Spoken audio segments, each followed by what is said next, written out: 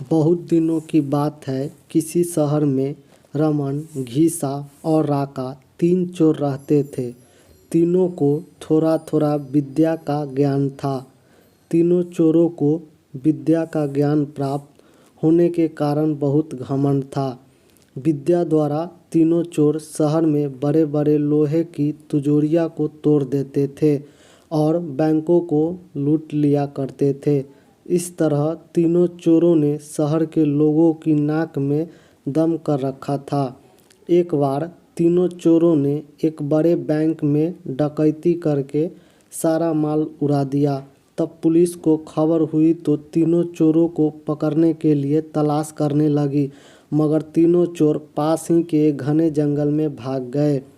तीनों चोरों ने देखा कि जंगल में बहुत सी हड्डियां बिखरी पड़ी है।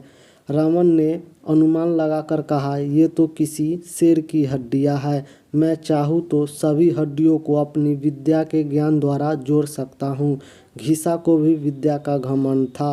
वह बोला, अगर ये हड्डी को मैं इनकी अपनी विद्या द्वारा शेर की खाल तैयार कर उसमें डाल सकता हूँ। रमन और घिसा की बात सुनकर रिका भी घमंड में उमड़ पड़ा। उसने कहा, तुम दोनों इतना काम कर सकते हो तो मैं भी अपनी विद्या द्वारा इसमें प्राण डाल सकता हूँ। तीनों चोर अपनी विद्या का प्रयोग करने लगे। कुछ देर बाद रमन ने सारी हड्डियों को जोड़ दिया और घिसा ने शेर की हूबहू जान डाल दी। थोड़ी देर में तीनों चोर सामने एक जीवित भयावह शेर को देखकर थर-थर काँपने लगे, मगर शेर के पेट में तो एक दाना नहीं था।